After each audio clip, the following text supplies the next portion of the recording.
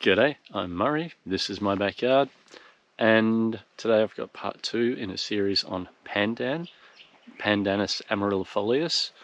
So this is reproduction. I go through the 3 different methods I've used to reproduce this plant.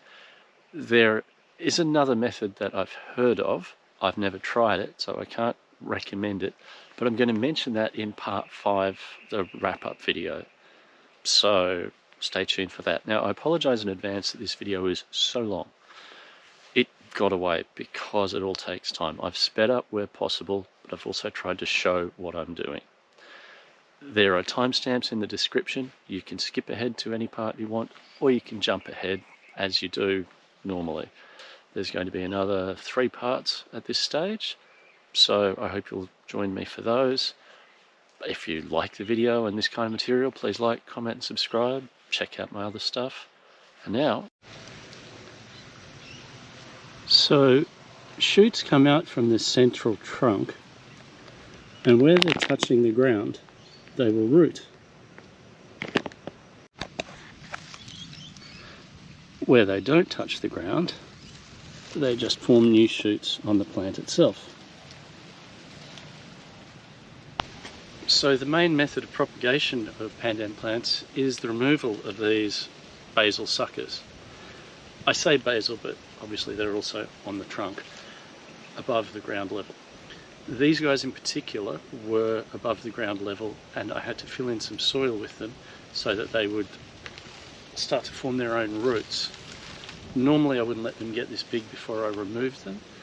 I'm thinking I might leave 1 or 2 just to get another main trunk on this, but we'll see how that goes. Right now the main job is to try and take some of these cuttings out with as much root material as is possible. So it's time to get to work. So the plan here is to do a couple and then pot a couple, and that way I can do a couple more and pot a couple more and not have all of these out. I've got other things to do this afternoon, and I want to make sure that I can pot up and protect all of the plants that I get out.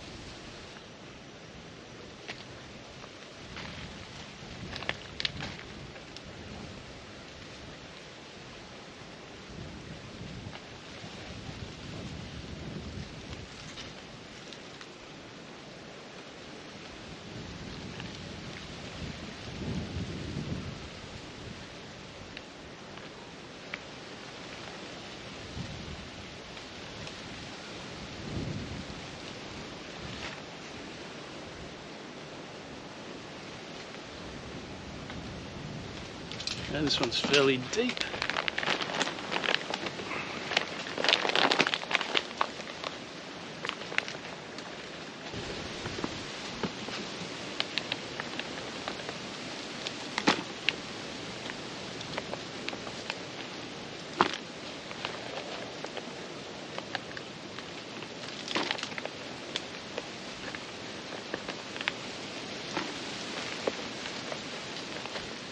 I can just tip this soil back in when I'm done.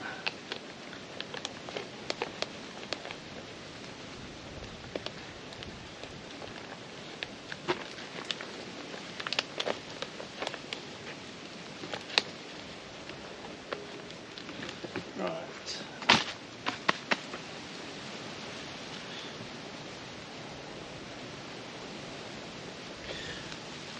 I like using an old blunt screwdriver as a potting tool. I also use forks and things like that, but I find this doesn't break roots off.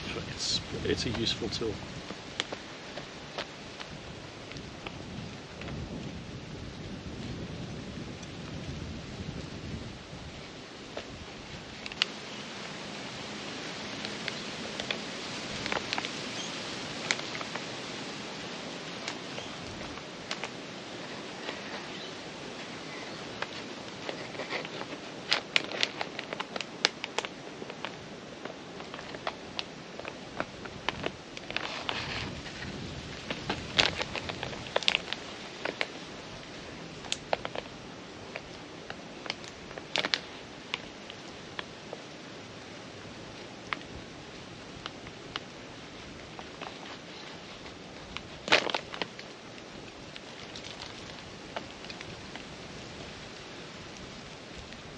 Oh, that looks pretty good. This one came up after I had topped up the soil in this pot. That's why it's got all of this stuff that's never seen the sun on it before. But we've got at least one good root there, and that's excellent.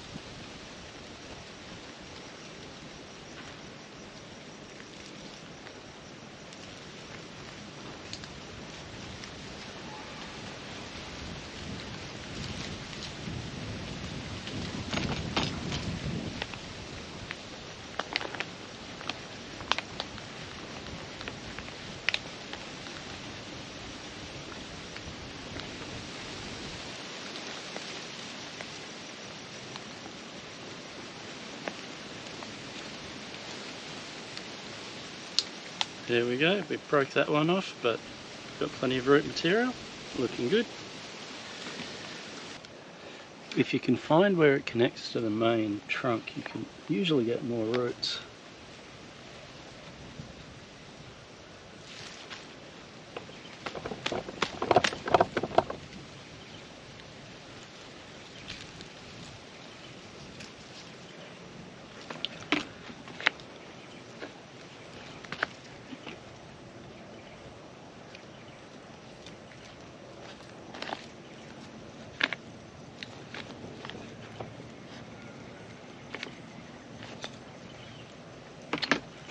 Just felt a root break.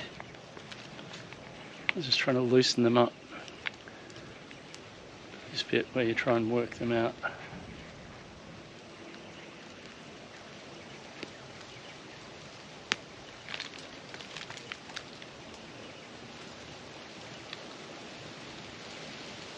Oh, that's definitely main trunk. And there's a second one coming just there.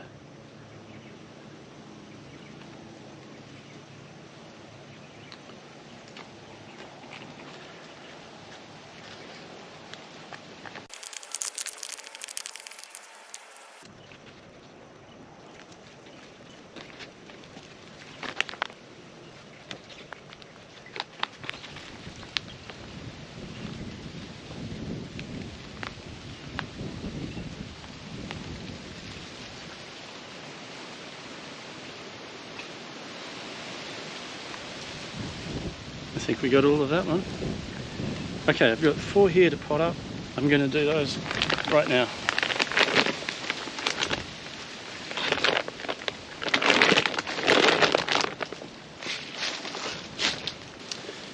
Got my potting mix, I've got some pots. Just got to see if these are going to work.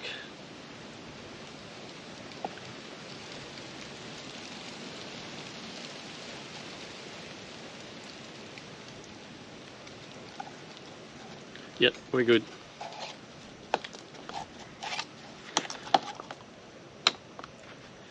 So because these were quite buried, I'm going to remove some of these lower leaves because they're only going to rot underground, and I'm guessing they may cause problems.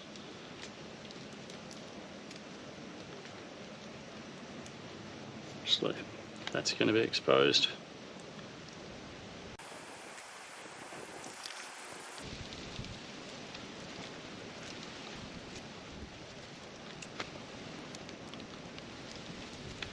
Right.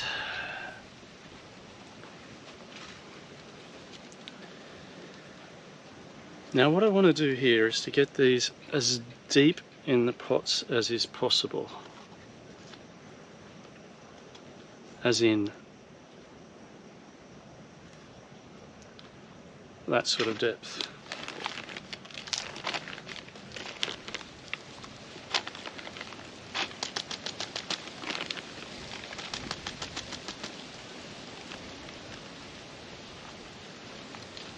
It Doesn't matter if they're off center in these pots because they're going to get repotted numerous times.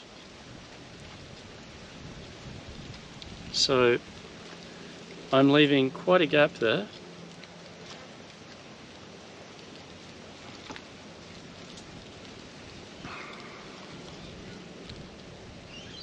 So if you spiral that major root around, you can get it nice and deep.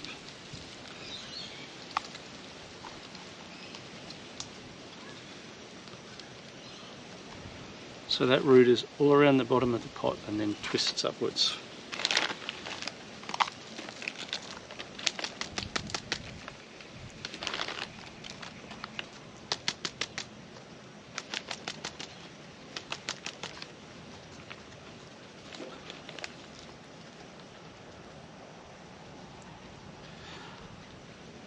Once again, nice and deep.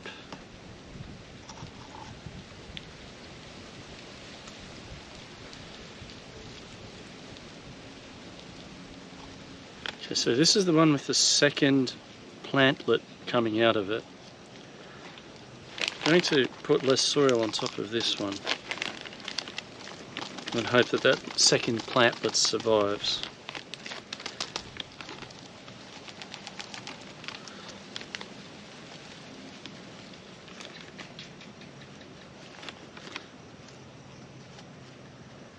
So it's that deep, if that view helps you.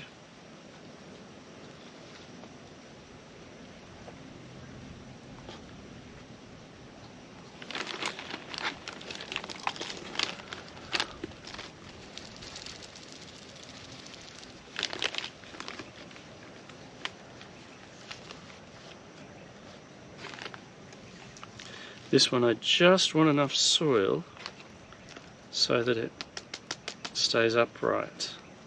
I don't want to compact it too much. Right, 4 of those. Some of them are looking very strange. Those white leaves. Okay, let's get some more.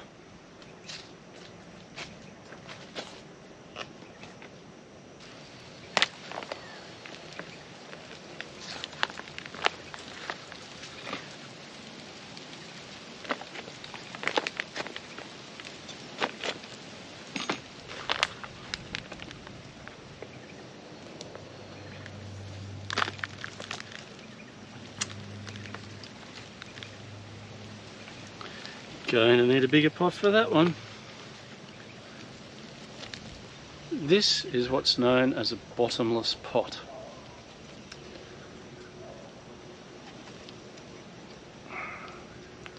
So you can lose a lot of soil out of the bottom of these. So I cut a square of fly screen and put it in the pot and it holds the soil in. Also, I've had problems with these pots where beetle larvae, beetle eggs are laid in the bottom of the pot. The larvae then hatch, turn into those little white curl grubs, and the soil level in the pot just disappears. Well, maybe to there. So I use these. It seems to stop the curl grubs and it stops the soil escaping the bottom of the pot. So really worthwhile if you're going to use these. These are 800ml pot. They're a fantastic size. They also sit in a 12-pack rack. That means that they won't blow over as the plants get larger. Really good idea. So that's the end result. We've got 16 plants off that one plant, with more to come. The survival rate of these guys is going to be high because we've got roots with all of them, even though on one of the plants we broke some roots off. So yeah, we're looking good, and I'm interested in seeing how the twins are going to work out. So okay, on with the video. So here this side branch has come out at an awkward angle and I'm going to do something about it. What I did a while ago was I put some moss and soil in some alfoil, left it a bit open so that I could water it, and punched some holes in the bottom, try and get some roots going. And what I'm going to do is I'm going to take this off here and put it in a pot.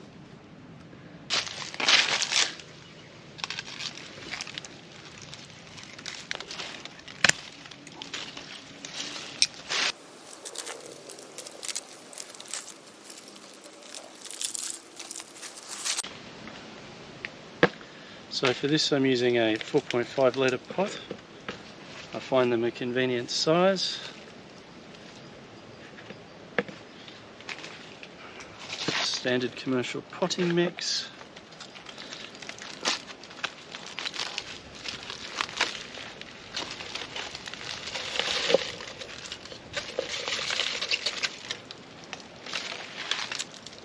And that's what we're working with after a couple of months of aerial layering.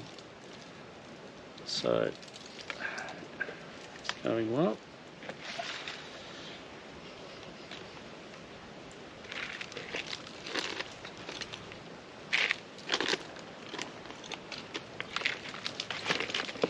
As usual, I'm putting it deep in the pot.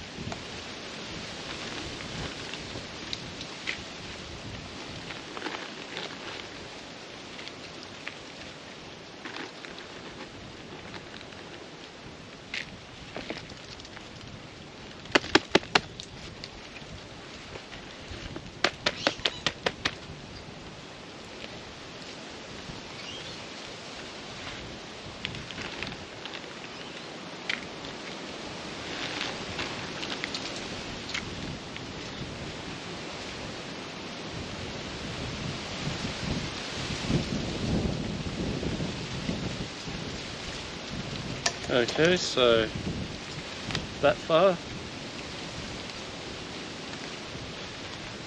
That's what I can get away with on this plant.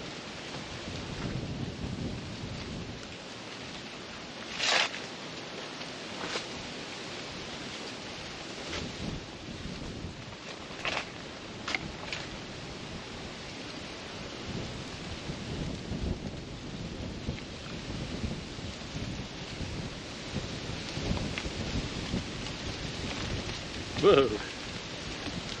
Okay. Now the goal from here on out, and I might have to provide this with some support, is to keep this a little drier than the other pandan plants because there's less chance of it rotting. So I'm going to put this in a different spot to the other pandan plants that like a lot of water. Right. I found a stick. Let's see if this is going to work. Yep. A string.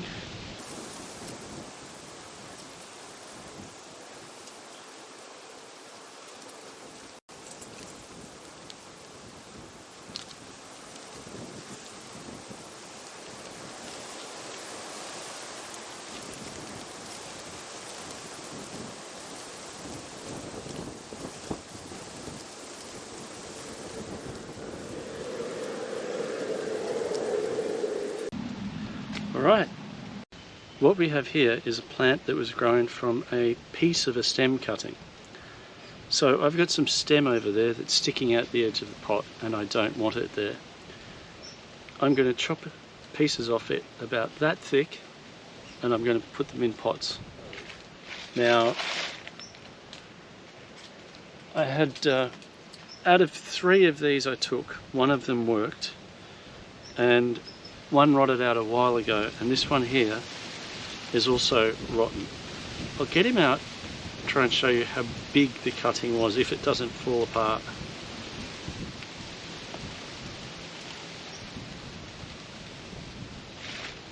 So it had some big roots, but those are not feeder roots. So it was that long. 2 out of 3 failed, and one succeeded. Considering I thought all three had failed, I went the next time a different route with the leftover stem and put the whole thing in like that. It does look a bit more desiccated than these did, but I'm waiting to see what happens with it. So I'm going to go down there and I'm going to take some more stem cuttings off and see how ugly they are shape-wise and try and get them into some pots. So I don't want the plant growing from the end here over the edge of the pot. So I'm going to take it off back here somewhere. Probably there, that'll do. I'll take it off and I'll go and sort out how many pieces I'll get at the bench. Right.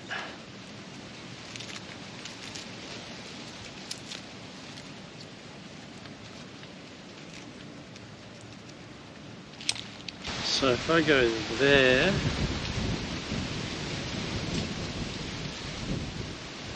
and probably there, and try and get a third cut. Right.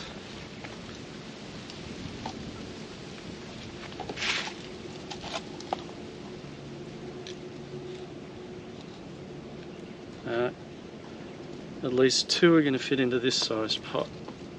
So I'll get those ready and they can go straight in. I've switched this out to a standard commercial seed raising mix instead of the potting mix. Now this method obviously hasn't yielded super high results, but it worked and I'm still experimenting with it, so I'm happy enough.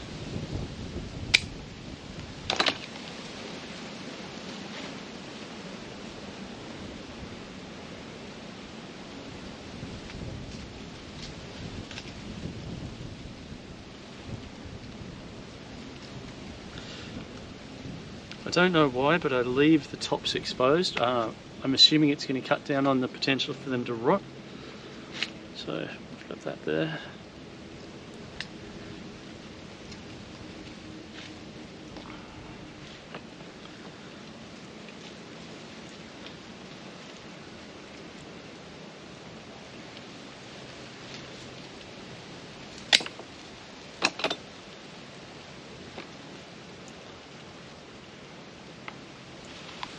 The reason the other cuttings were put in those larger round pots was because they would not fit in these because of the roots that they had hanging off them.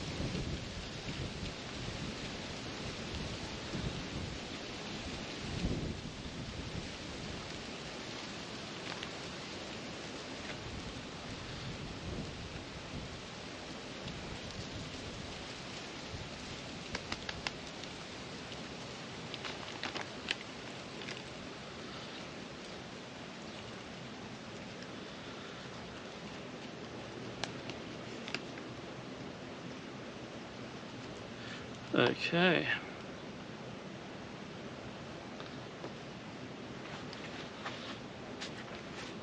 Now we have some desiccation of some of these roots. That's all the way. That's good. Right, those should come off.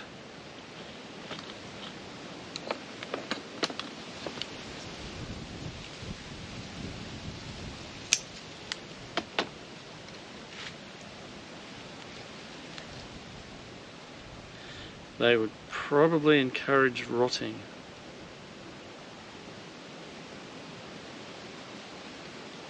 This one's firmer at the top than the others, so it might come good. It's not looking positive. A decent root would cut cleanly.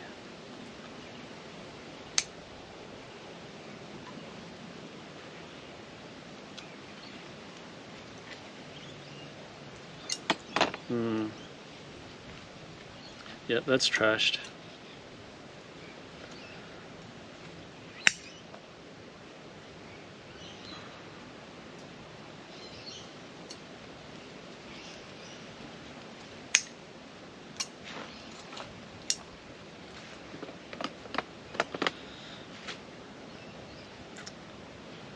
Okay, I'm going to go 2, 1, 2. So one more cut.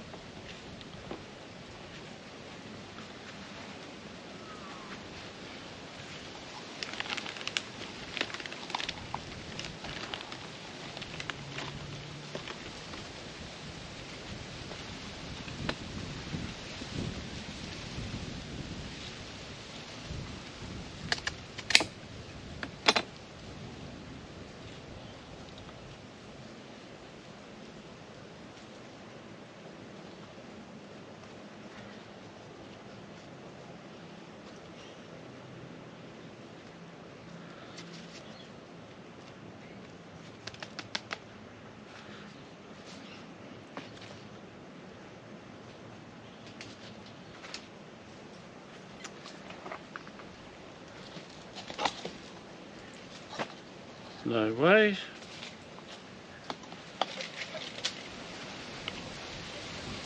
Yep, we can do that.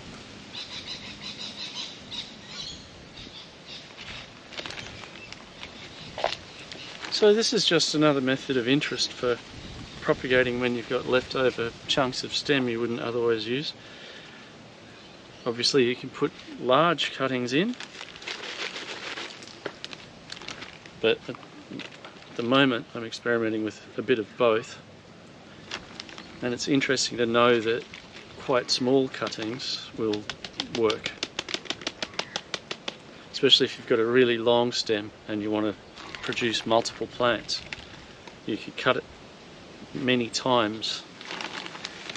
A foot could be 12 plants as opposed to a single plant if you planted the whole cutting.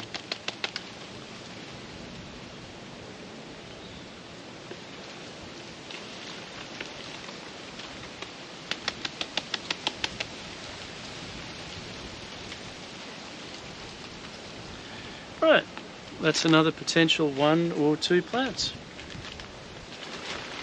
Or more if we get lucky. So that wraps up this video. We've covered 3 types of reproduction: the basal suckers, the major cuttings, and the minor stem cuttings is what I'm going to call them.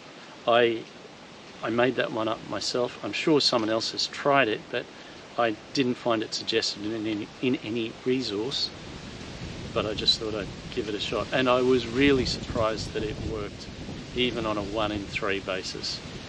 So it's good to know. If you end up with a plant that's got a particularly long stem and you don't want to plant it that tall, take the stem off, chop it into some pieces. They don't have to be that small, but you can end up with multiple plants out of it. And more plants is good when you can't grow from seed. It's all vegetable propagation or vegetative propagation. So, yep, good luck to you in all your endeavours, and particularly in the garden. And I hope you'll like, comment, subscribe, and join me for the next Pandan video or one of my other videos.